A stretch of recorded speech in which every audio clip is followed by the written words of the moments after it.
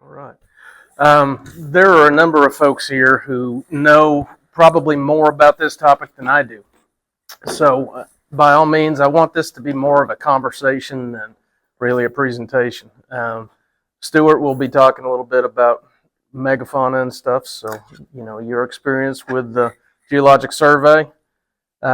Scott was one of the first people to stuff his head into Dust Cave and did some of the first excavations in Coffee Slough. Mark's done an incredible amount of stuff with paleo research in the region. So by all means, guys, please pipe up as we're going through this. Create that poster up there. That's research. The last 15 years of my career for crayfish. Okay. Have you, did you get into Pleistocene crayfish too? No. Okay.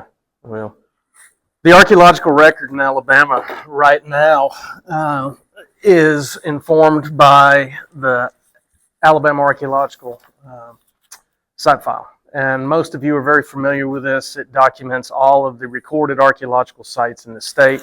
As of a week ago, we had 32,368 archaeological sites documented in the state. I think Jan Jameson from our office came up a while back to talk about recording sites, but for all of you who are out looking for sites, by all means, record those locations, do a really good job of mapping those things, creating sketch maps and the like, and then submit them to the Alabama State Site File so we have record of them. When you're long gone and your family doesn't care about those projectile points, the information that you've gathered will help for us to understand the settlement patterns of people in the past. So by all means, record them. You can obviously tell looking at this map that there is a lot of sampling bias. You'll notice right here that the Indians built a nice straight line across the state of Alabama. In reality, that's a pipeline survey. So all of the data that we have is biased. It's very biased. It's towards river basin surveys that have been conducted for the Army Corps of Engineers, TVA, Alabama Power Company, and others. Large pipeline projects like this one that cuts right across the middle of the state. And then other things like primarily areas that are heavily involved with development. Places that have to get permits to put in roads and river crossings and things like that tend to be concentrated around heavily populated areas. And as a result, Cultural Resource Management records the majority of these sites, and a lot of them are obviously biased towards those high population areas and projects that are related to specific federal requirements. Okay, so what we're going to do today is talk about the last glacial maximum, its ending, and the beginning of the Holocene, and how the people in North America were reacting to the changes in the environment that they were witnessing. Everybody knows the last glacial maximum happened right around 26 to 19,000 years BP. Everybody has seen the footprints from White Sands. Everybody knows what I'm talking about. The dates that came back for those were 21 to 23,000 years ago. There was an argument that those dates were probably way off, and in reality, the age was probably much closer to 15 to 13,500 years ago. But they went back and did some additional carbon dating, and they did some OSL dating, optically stimulated luminescence. You can do OSL with quartz grains from sand as long as it's been buried and removed from the light, from sunlight. And they were able to confirm that those early dates looked to be accurate. Now, the argument against it was that they were dating grass seed, and they said that grass seed has the potential for the parent plant to have absorbed old carbon. That seems very difficult to believe considering you're talking about grass seed, but that was the argument against it. It's been disproven, and the original dates of 21 to 23 have been confirmed, which is ridiculously early. Everybody in this room that deals with Paleo-Indian or is interested in Paleo-Indian knows that for decades, we thought it was roughly 13,000 years ago. And clearly there were folks here a lot longer than that. So then we go through a series of climatic fluctuations with the older Dryas, then the Alrod interstadial, and the Younger Dryas. And one of the main things we're going to be focusing on today will be this Younger Dryas period. And then after that, the Pleistocene ends and the Holocene begins about 11,700 BP. Okay, so the Younger Dryas starts about 12,900 years ago. And it's a period that for a long time everybody has assumed represented just a very consistent colder time period. But in reality, it depends on where you are. If you're in Virginia, for instance, there's pollen record from there that suggests that it was actually a warmer, drier conditions. If you're in the Tennessee Valley or the surrounding areas, we've always assumed that it was a colder, wetter period. And the main reason that the Younger Dryas occurred is because of a major change in ocean temperatures. And what happens, the speculation is that Lake Agassiz and Lake Ojibwe, the ice dams that held them burst, water got into the St. Lawrence Seaway, out into the North Atlantic, ended up becoming a massive influx of fresh water. And then as a result, it changed the thermohaline, the way that the currents flow. And when the currents were messed up, you didn't get the same level of exchange of heat from down near the equator into the northern Atlantic, and it messed up all of the storm systems, changed the situation, very similar to what we're seeing right now with these massive storm systems coming in. And you see a change in the vegetation across the eastern United States, or what's now the eastern United States, eastern North America. So has anybody heard of the other theory associated with this? The impact theory. The impact theory. What do you know about it?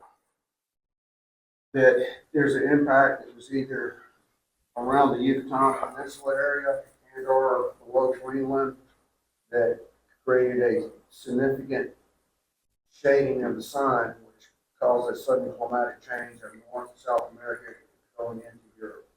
So when the articles were first published, they claimed a lot of things that people were very skeptical of. And when they went back to try to reproduce a lot of the data that the first authors presented about this, they couldn't reproduce it. They couldn't find the same kind of samples. So the impact theory has sort of been thrown out the window. But it was a neat idea because you've got to come up with a way for all that fresh water to get into the North Atlantic, and an impact like that would definitely have busted up those ice sheets and created an opportunity for a lot of that water to escape into the North Atlantic. But now we're pretty convinced that that's definitely not the case. So what was the environment like around here back at the start of the Younger Dryas? We talk about the Tennessee River being a pretty stable river system now. Yeah, it floods pretty heavily. Obviously, we had TVA come in, build all these dams with the intent that it was going to be reducing the flooding. But if you look through our historic record for the Tennessee River, it's been pretty close to being in the same place for the duration of documentation, historic records. But back at the end of the Pleistocene, the Tennessee River was probably a braided stream system. Looked much different than what we see now. It didn't just have one channel, it had tons of channel. And anybody that's been out and wandered around 7 Mile Island or Coffee Slough or any other places, you know that there are relic channels all over the place out there. And that's very important for what we're going to be talking about, and the possibility that the Tennessee River occupation wasn't what we consider now to be the likely occupation. You find a rock shelter somewhere along the edge of the river and it looked the same back then and it was a great place to stay. Not the case. It's so much different. The river system is so incredibly dynamic here. And we really are just sort of starting to understand how dynamic that river system was. I've been involved with a paleo flood study for the last when did we start, Scott? 2016 or 17? So 8 years, 7 years. Looking at the extent of a lot of these floods in prehistory. And, we have the floods of record, and we know that, there were some serious flood episodes that occurred. Everybody's seen the picture of downtown Chattanooga underwater at the end of the Civil War. Everybody's seen pictures of the flooding in 1916. But we're seeing flood deposits that are way above those floods, things that are much more extreme. And luckily, for those of you living here in the valley, the majority of the effort that TVA put into research the geology before they built the dams, they did a pretty darn good job. They built those dams to survive more than just these simple floods that we've seen throughout our history. You have to get into prehistory to really see the extent of some of the big floods. But if we think about the environment of that time, we know that further to the north was predominantly coniferous forests, lots of firs, things like that. But once you get down into Alabama, you're dealing with a forest that ranges between everything from spruce to oak. So you have a pretty diverse environment, probably similar to what you would see up in Wisconsin, New England, an environment more like that than what we think of for tundras or other things associated with Pleistocene environments. So it's still a pretty good environment. Yeah. You see any evidence of microenvironments, particularly in this area, where some places were just, as you call it, so dynamic and so different that the environment in that cell or that region was different than what was occurring throughout the rest of the Tennessee Valley, like, for instance, at Cottonwood. So if you're talking about microenvironments now, absolutely. We see them all over the place. You go into the Bankhead and, you get into a hemlock forest. You go into Coffee Slough when you're in a cypress swamp. Those are obvious environments that are kind of holdovers from previous conditions. But in terms of looking in prehistory, 13,000 years ago, we don't have enough data to really be able to isolate those microenvironments. The majority of the pollen record that we've got is coming out of ponds in Tennessee and Georgia and Cahaba Pond in Alabama. We don't have a lot of really good pollen data for the remainder of the state. Cave Spring Cave, they did a guano core in the cave, and it has some really good information in terms of the paleo environment. But these are such broad interpretations that trying to get to where the microenvironments were, we don't have that yet. Like possibly in Heaven's Half Acre, such a large sink complex. Mm-hmm. But Heaven's Half Acre, the environment there is very similar to other portions of the valley. And Heaven's Half Acre probably didn't look anything like what it looks like now. We're finding Clovis on the surface there. That means that there hasn't been a lot of deposition. It's all eroding down.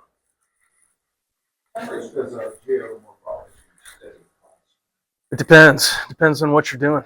If you're talking about geomorphological study for a mitigation project, if we're doing, let's say, 10,000 square meter archaeological site on the river, and you got to put in 6 trenches and then have a geomorph come in and do the analysis, it can be $40,000. It can be $4,000. So what about something like what they did at Cahaba Pond or Tennessee ponds? So those are not that expensive. It's just a matter of being able to find the places to take those samples. Brushy Pond, I was all excited about getting out in the middle of that and taking some cores. And we went out there and we took them. And you know how much we got out? About that much. Yeah. There's nothing left in the bottom of that. I was really disappointed. And there's, we know that it's got a paleo component out there. we've looked at other places down in the Okmulgee National Forest, and very similar. Those have had such changes in their fluvial environment that you don't get the preservation that we were hoping we would be able to get. I'll get with you after this, to talk with you more about that, 'cause I got some ideas. There's plenty of places that I would love to see some geomorph stuff done. Most of those are going to be on the margins of the valley, and they're going to be in places where we think that there's a lot of colluvium, a lot of sediment load coming down from above, on top of what would have been a nice landform that would have been in relatively close proximity to a former channel of the Tennessee. And those are the kind of places that I think we need to be looking. Probably have 4, possibly 5. Yeah, those are the kind of places I think that we need to be looking. Yeah, I'll spend tomorrow night in Scottsboro with Lisa. We're going to be sampling 2 of the caves over in Jackson County tomorrow and Tuesday. All right, so we talked a little bit about the environment. We haven't talked about the megafauna. And I've started looking through some of the information the other day. There is a museum bulletin that was put out by the Ebersols that talks about all of the megafauna, or excuse me, Pleistocene mammals that have been found in Alabama. And I was really surprised. I didn't know that Bison antiquus had actually been found in Alabama. I thought the only remains were from Florida, but we actually have, there were 2 originally identified as Bison antiquus. This would be back when the original publication came out, which I can't even remember what the date was.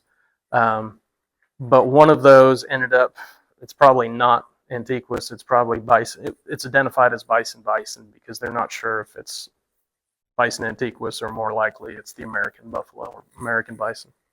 But Bison antiquus, there has been a partial cranial fragment with horn cores found in Montgomery County.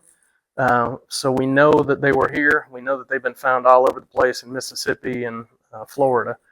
In fact, in Florida, they've been found in association with Clovis. So hopefully we have an opportunity to do something like that here in Alabama, because it really would be nice to see a Clovis point sticking out of the Bison antiquus humerus.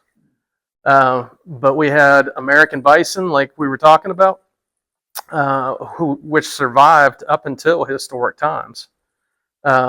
We had the dire wolf, the red wolf, coyotes. I didn't realize we had coyotes. In fact, I used the argument of coyote scat underneath a rock in Tennessee to argue that the cave could not possibly have had prehistoric components in it, because the rock that was on top of it had fallen sometime relatively recently on top of the coyote scat, and coyote scat was supposed to have, coyotes were only supposed to be in East Tennessee starting in about late 1960s, early 70s.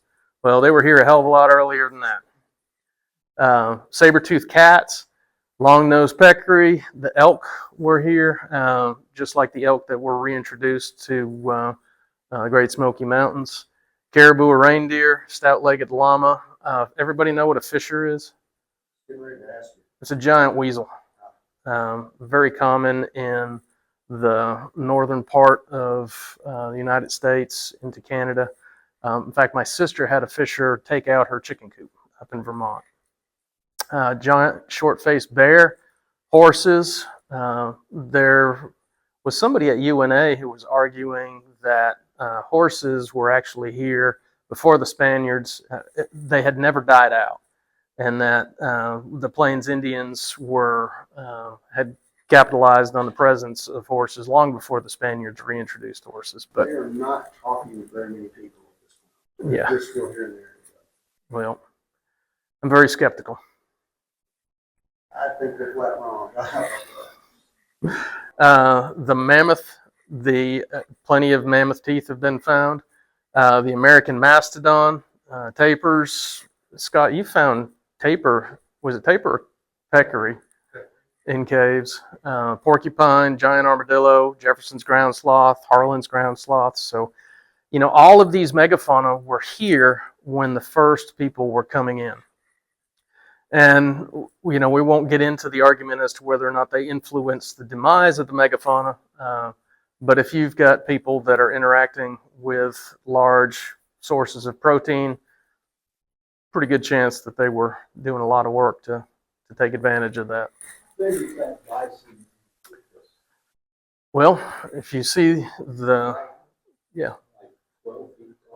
No, I would say that's probably more like 8.5 to 10 feet at the shoulder. 12 or 1,400 pounds heavier than the current bison. Yeah.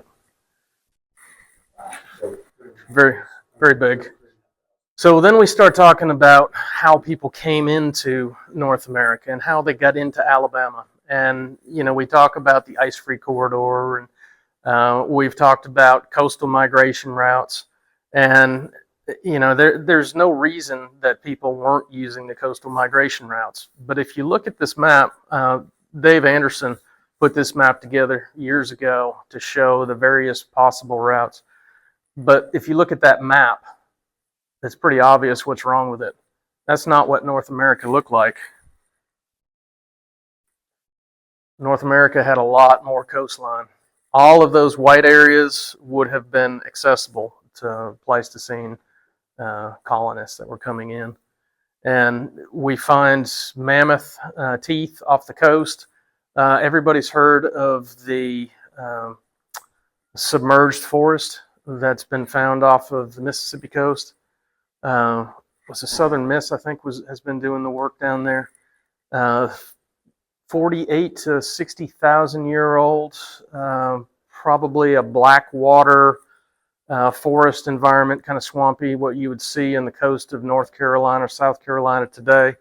But lots of cypress trees and other things out there that are in really good shape. The preservation is amazing, suggesting that some massive storm system came in and the sediment load was large enough that it just covered up those stumps. They said some of them, I believe, are like 6 feet tall, 8 feet tall.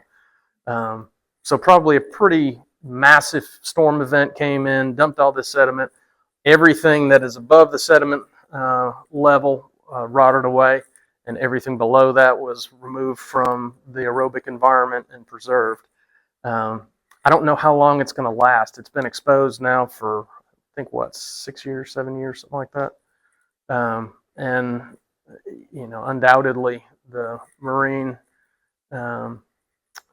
parasites and other things are going to end up decimating it, but they've got tons of samples out of it already. And it's really an incredible find, because that's probably the exact kind of environment that these folks were taking advantage of. And we look at these migration patterns, and we look at coming through the ice-free corridor and how they got down into this area. But we're seeing stuff in South America that's incredibly old. We're seeing stuff in other parts of the country that's incredibly old. And undoubtedly, they're doing more than just coming down through that ice-free corridor. And the coastal migration route, I think, it makes a heck of a lot more sense to me. It's a lot easier to walk along the beach than it is to go over the Rockies. So our typical concept of Paleo-Indian, megafauna hunters, nomadic, everybody's out there killing mammoths and mastodons and doing all this kind of stuff. That's not the case. Yes, they are doing those kind of things, but not to the extent that people have suggested in the past. They're not just following the migration of the mammoth across the tundra.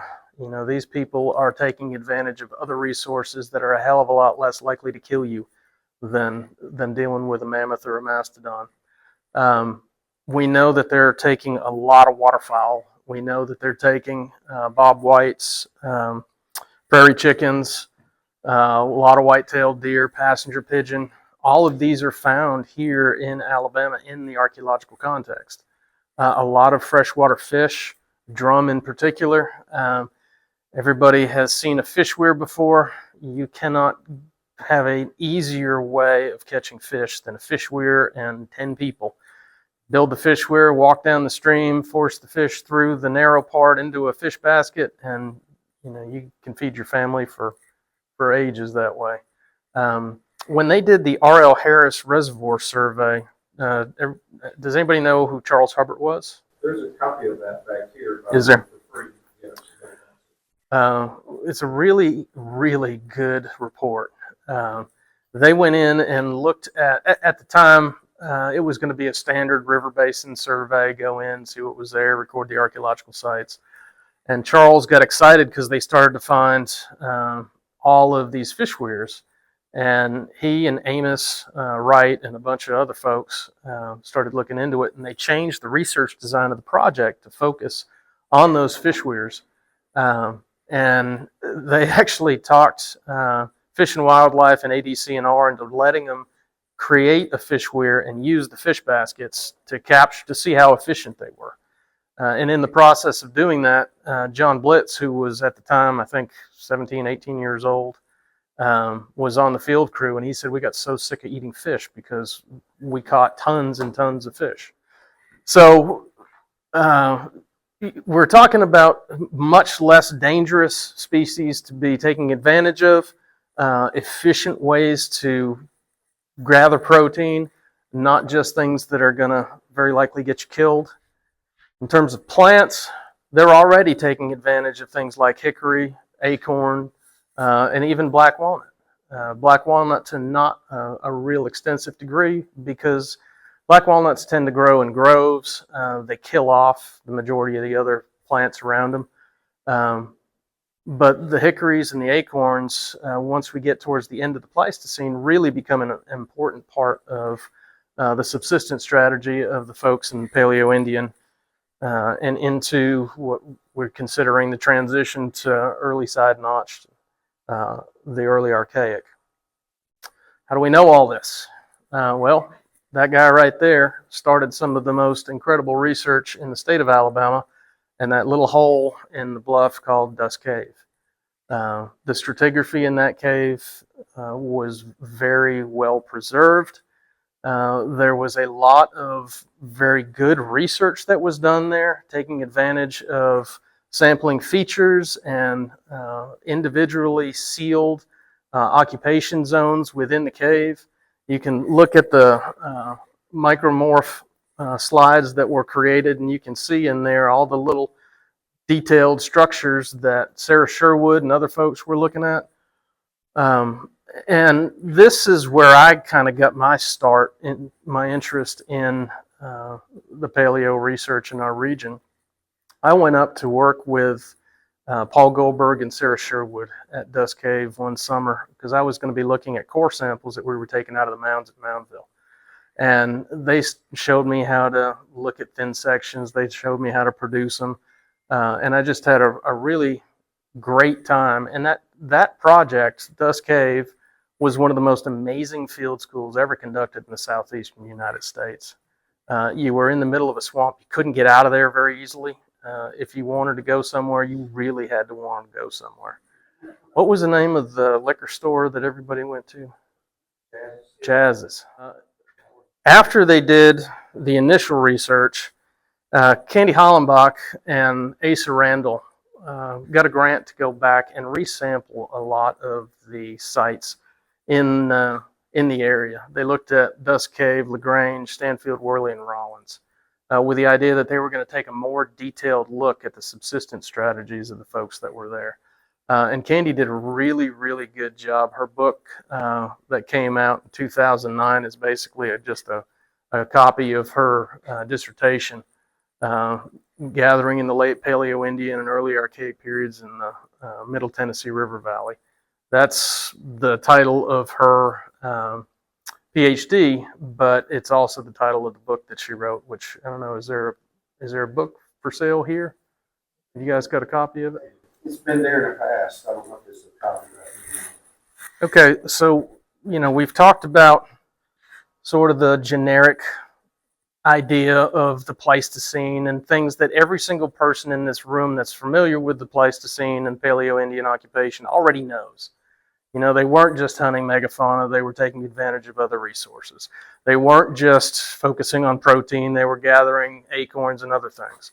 The occupations were, pretty limited. We don't have the massively dense occupations like we see later on in the Archaic. But what we do have is some really interesting research that's been done on specifically this portion of Alabama, the Tennessee River Valley. And most people in here probably know Scott Meeks. Scott worked with us for years. He worked at Dust Cave. He's now with Tennessee Valley Archaeological Research out of Huntsville.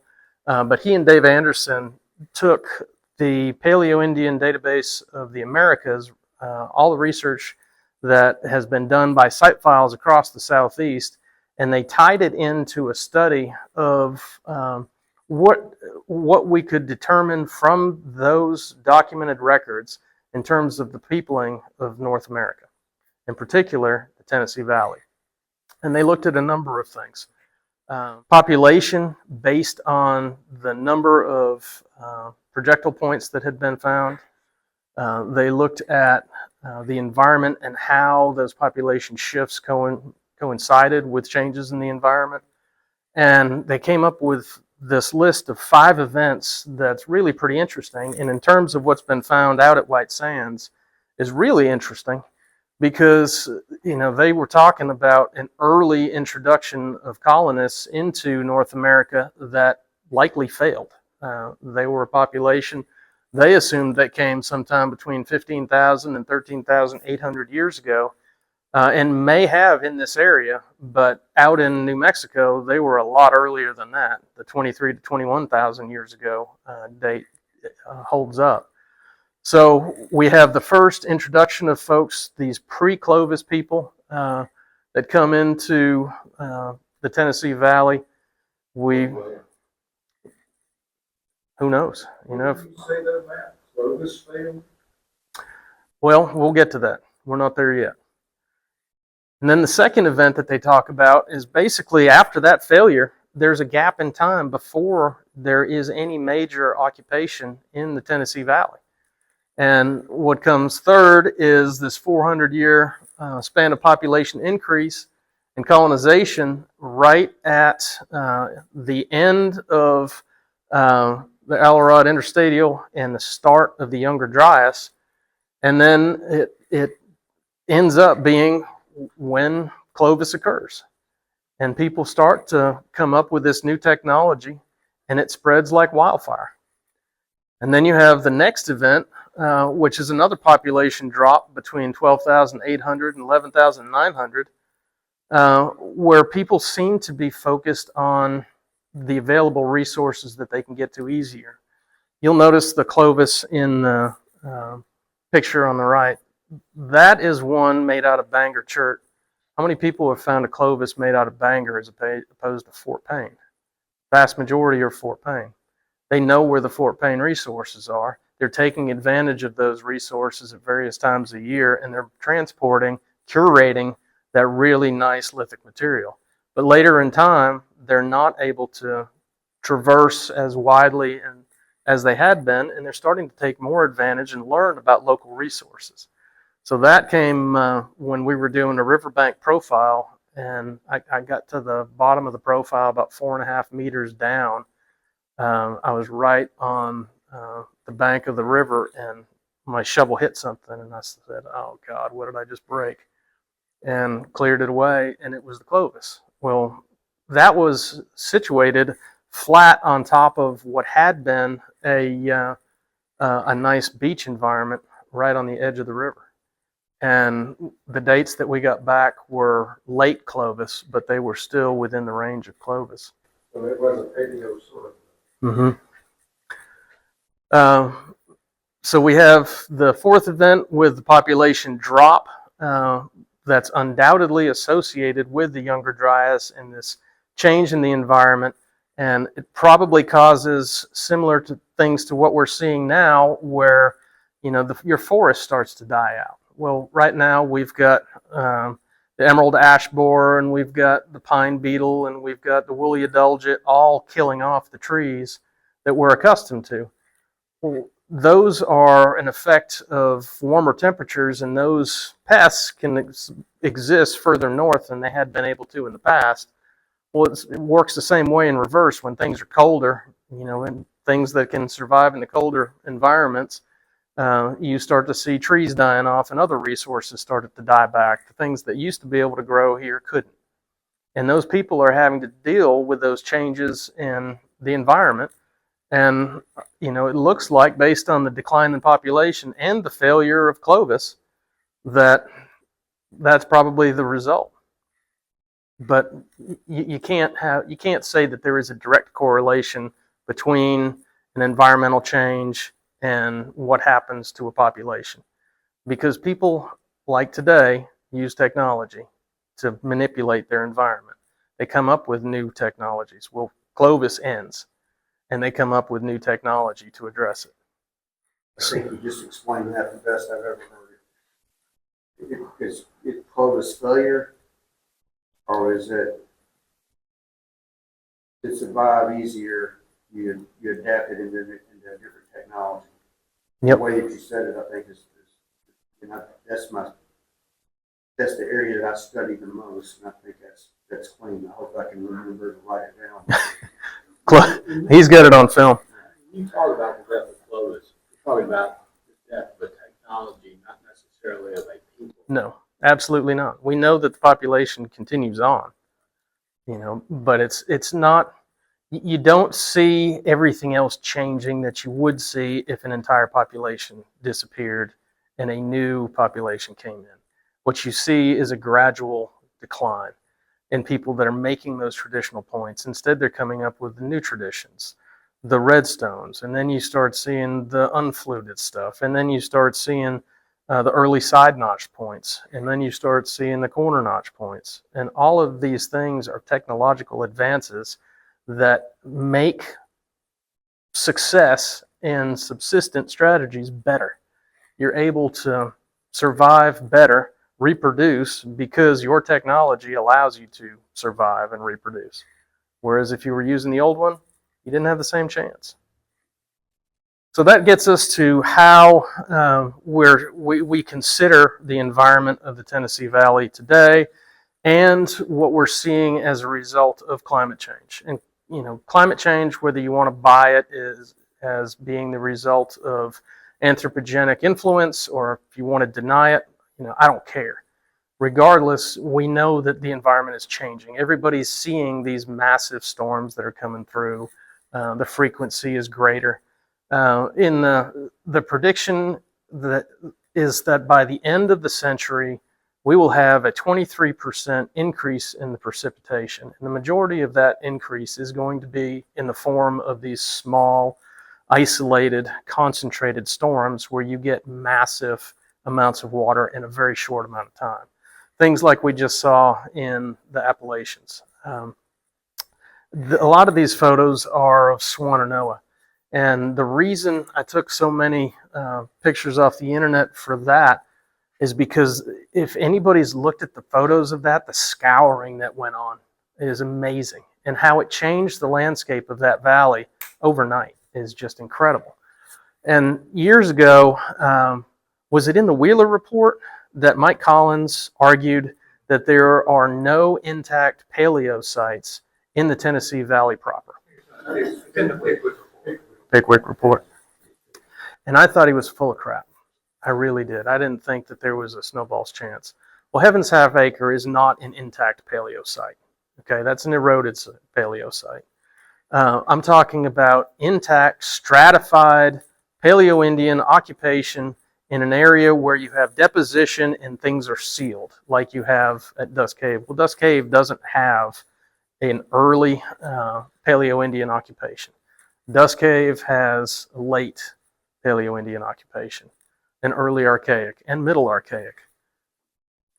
It's nice, stratified, sealed deposits, but those are incredibly rare to find, and it doesn't include the paleo, the early Paleo-Indian component. There haven't been any intact Paleo-Indian sites found in the valley that have been excavated. They're all deflated, they're all eroded, they're all disturbed. And Collins argued that the reason that's the case is because at the end of the Pleistocene, during the Younger Dryas, we had these flood events that were going through, altering the braided river channel of the Tennessee River, and they were affecting all of the sites that are in the valley proper. I thought he was nuts. I said, there's no way. We'll start looking at the pictures that are coming out of Swannanoa and seeing the effects of those storms and how much scouring is occurring. You know, just in this one bend in the river right here, it completely changed the topography. It ripped all that shoreline away and exposed a whole new area. Well, if there had been a Paleo-Indian site there, yeah, the points are going to survive. They're going to end up being distributed downriver along the riverbank. And somebody walking the riverbank, 10,000 years later, is probably going to find one of those points. But the intact component of that site is gone. It's no more. And seeing this extent of destruction makes me wonder if over that 2,000 to 3,000 year period from the start of the Younger Dryas to the end of the early Holocene, when we know that there are a lot of these big storm events, maybe it's true. Maybe Collins was right. I don't think you have to find a Clovis to find a horizon oil. No, you don't. And there is plenty of probably Clovis sites that don't have Clovis points. But being able to identify them as such requires a lot more expense, because you can't just go based on the diagnostic points. You have to go based on dates, and the dates are going to be expensive. LaGrange is really early days. No artifacts. Yeah. So, again, what I think we need is to be looking at sites that are on the margins of the valley, places where we had the chance for colluvium to cap older landforms, and places that we may still have intact deposits that are protected by sediment loads on top of them. But, that remains to be seen. We've done enough work at this point that I would have expected we would have found something.